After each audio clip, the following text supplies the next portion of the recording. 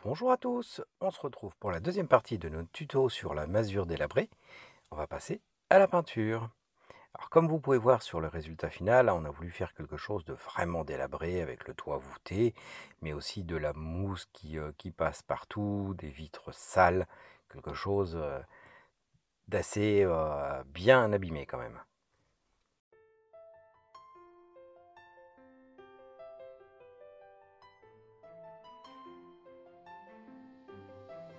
Alors on va peindre cette masure à l'aérographe en commençant par la toiture.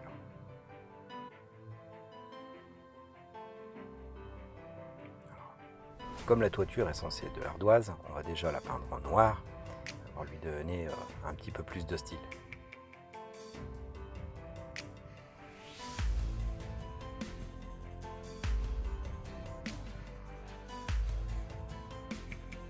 On commence par la toiture parce qu'on va avoir le dessous des tuiles à faire. Il ne faudra pas oublier chaque petit endroit à couvrir et du coup, comme on va déborder un petit peu sur le reste, on va commencer par cette couleur là.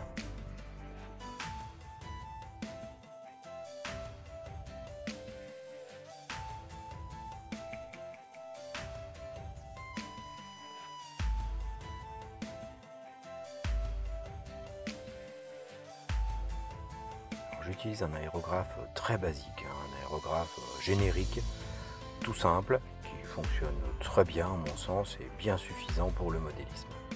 Il n'a pas le confort des aérographes haut de gamme, mais il est vraiment très bien. Alors je passe au passage un petit coup de noir sur la cheminée et sur les rochers en liège qu'on a fait à l'extérieur. Ainsi que sur les bordures, histoire de donner un peu plus de cohésion. Aujourd'hui les bordures des socles sont souvent noires, c'est plus joli. Ensuite je vais commencer à peindre les murs pour leur donner un peu une couleur torchie. Donc pour ça on va utiliser un beige et passer deux couches pour donner un bon style. Je vais déjà commencer aussi à faire le sable à l'extérieur, hein, parce que je ne sais pas encore quelle zone à ce moment-là, je ne savais pas encore quelle zone j'allais recouvrir en vert, et du coup en dessous c'est pas mal pour les zones qu'on voudra laisser en gravillon, en sable ou autre.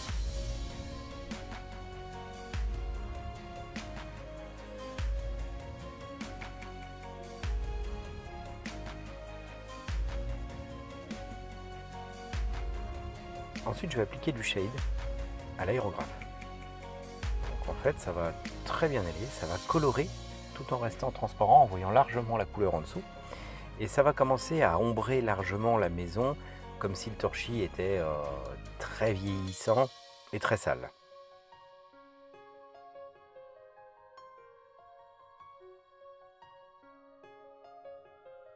On en rajoutera encore un peu plus après, différemment, pour le salir et le dégrader encore plus.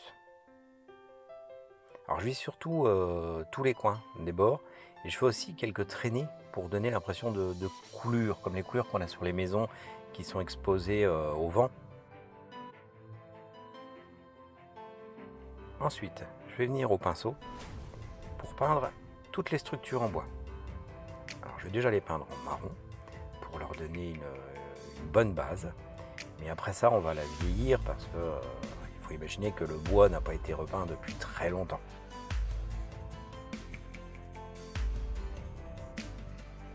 Alors sur le bois, pensez à ne pas trop diluer la peinture parce que sinon ça va trop la boire, le faire gonfler. Et puis en plus, vous allez avoir des traces un peu bizarres. Donc il faut la diluer, mais un petit peu moins que d'habitude.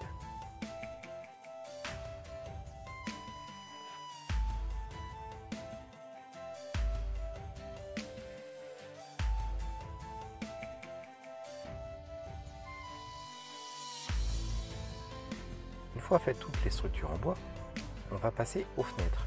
Alors pour ça, je vais détourner un peu de la peinture contraste. La peinture contraste, quand on la tire pas bien, elle a tendance à faire des taches. Et ben, je vais me servir de cette capacité à faire des taches pour donner des vitres, un fond de vitre sale qui aurait coulé avec le temps, qui serait très vilain. Et du coup, je vais utiliser les propriétés de la contraste mal appliquées en m'efforçant de l'appliquer vraiment un peu n'importe comment. Après, je viens faire un petit brossage à sec, déjà un bon brossage à sec bien appuyé sur toute la toiture, histoire de griser les bords des tuiles pour donner un peu plus un style ardoise qui n'est pas tout à fait noir, et puis vieillir la toiture.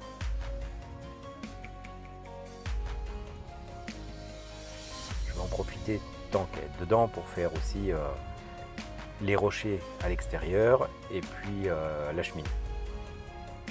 Alors oui, on peut vraiment bien appuyer pour bien marquer les bords. Par contre, il faut un pinceau relativement bien sec. J'utilise une brosse de Charmy Painter qui est pas mal pour ça parce qu'elle est assez raide, assez rêche. Pour les figurines, elle n'est pas terrible, mais pour les décors, elle est bien justement.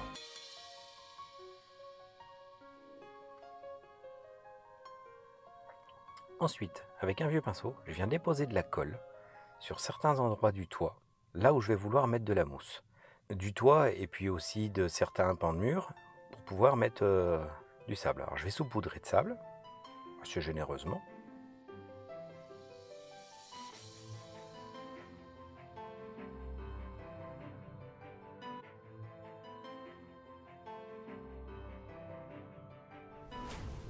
Puis ensuite venir le presser avec le doigt pour qu'il prenne bien dans la colle et qu'il y ait une bonne couche bien accrochée. Alors, comme je vous disais, je vais faire pareil sur les montants en bois, sur la façade, à plusieurs endroits, partout là où je vais vouloir simuler de la mousse. Alors je remets un petit coup de noir sur mes rochers parce que l'aérographe a tendance à déborder un petit peu dessus. Alors j'en mets pas partout en fait pour donner une teinte pas uniforme au rocher, une teinte par endroit plus foncé, par endroit plus clair. Ensuite, avec un pinceau fin, je vais venir tracer des lignes sur mes vitres pour donner l'impression de vitraux, pour donner l'impression des lignes de plomb fondues. Alors étant donné que c'est des vieux vitraux, on imagine que c'est quelque chose de médiéval, et en plus fait pour pas cher, il faut éviter de les faire trop nettes les lignes. Sinon ça va donner l'impression de quelque chose d'industrialisé, de trop parfait. Donc il va falloir faire des lignes droites, bien sûr, mais en faisant varier un petit peu l'épaisseur. Après, avec la même brosse que tout à l'heure, je viens faire un brossage à sec de gris sur toutes les parties en bois, pour donner cette impression de vieux bois grisé qui s'est décoloré avec le temps, où la peinture s'est écaillée. J'y vais un petit peu dans tous les sens, il faut quand même que ça soit bien grisé, pas forcément partout pareil. Et il faut pas oublier au passage les bois extérieurs, et j'en profite pour faire mes petits rochers.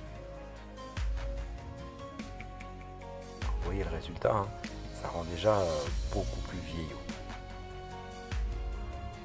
Après je vais venir faire des coulures aux endroits typiques, les bords de fenêtres et autres, avec de l'Agrexor Shade qui est plus foncé que le Séraphine qu'on a mis tout à l'heure, et je vais poser des gouttes que je vais laisser couler et imbiber un peu à droite à gauche.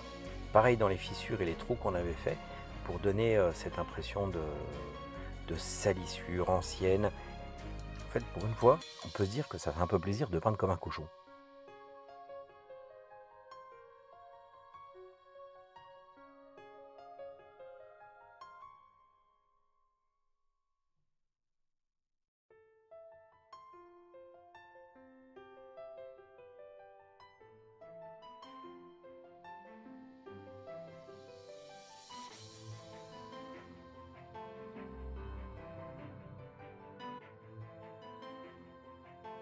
Ensuite, à l'aérographe, je viens passer du verre sur toutes les zones où j'ai mis du sable pour simuler de la mousse. Alors comme vous avez vu, le sable que j'ai mis, je ne l'ai pas mis avant, je ne l'ai pas sous-couché, parce que je vais garder cette intéressante propriété du sable qui est un peu translucide.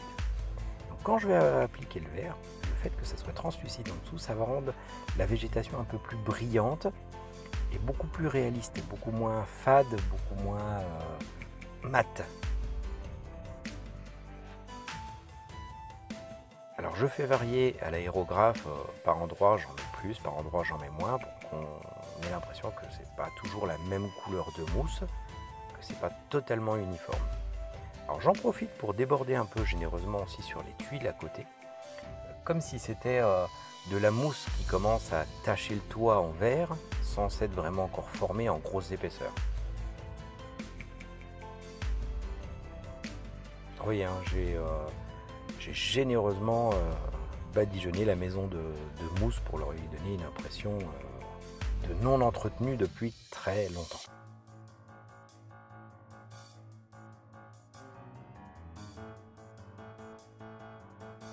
Alors, je viens repasser un petit peu de shade à plusieurs endroits, là où je veux laisser du gravier, histoire de le rendre un peu plus sale, un peu moins net.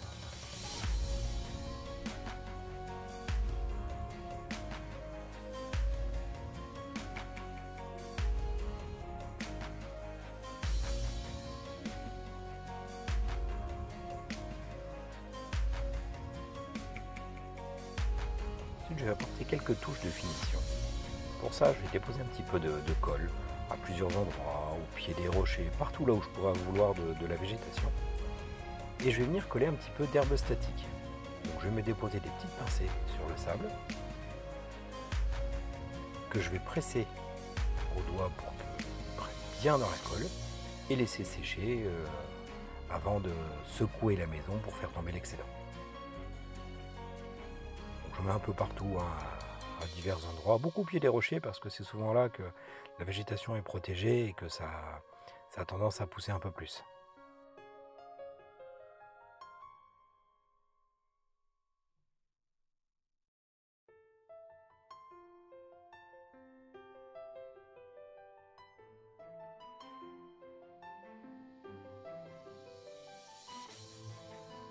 Et voilà, une fois secoué, voilà le résultat final de la maison. Alors comme vous pouvez voir, la construction qu'on a fait, c'est vraiment quelque chose de très simple, très basique, mais en fait on peut faire beaucoup d'autres choses. La preuve, là on a fait une grange délabrée pour des vieilles parties de Mordheim. Alors, une grange qui n'est pas encore tout à fait terminée et pas peinte. Et vous voyez les veinures du bois qu'on fait avec le dos du buteur, ça donne vraiment une impression de planche côte à côte. Alors tout ça c'est réalisable avec des petites baguettes de cagettes, des chutes de bois et du carton. Des choses vraiment toutes simples. Les ferrures qu'on a fait devant, c'est juste du carton qu'on a découpé. En voilà une autre qu'on a fait avec un étage, donc un projet un peu plus grand, avec un plancher qui s'est effondré. Donc ça permet d'avoir les figurines qui grimpent et d'avoir des lignes de tir. Et en fait, on a toujours exactement le même principe qu'on a utilisé pour la petite masure, pour faire quelque chose de simple, mais on peut le faire à une échelle bien plus grande. On peut agrandir, on peut toujours faire de plus en plus grand avec exactement les mêmes techniques.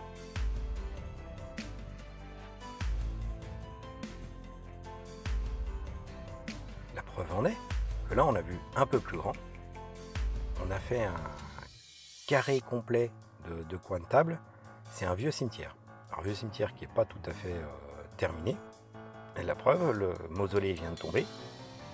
Mais en récupérant un petit peu de tout, on a récupéré des pics cure-dents, des petits bouts de chaîne, on a fait tout ce qu'il fallait pour que ce soit vraiment sympa. Alors merci d'avoir regardé cette vidéo, j'espère que ça vous a plu. N'hésitez pas à vous lancer dans des projets de modélisme, hein, c'est pas très compliqué et vous pouvez faire vraiment de très belles choses avec presque rien comme matériel.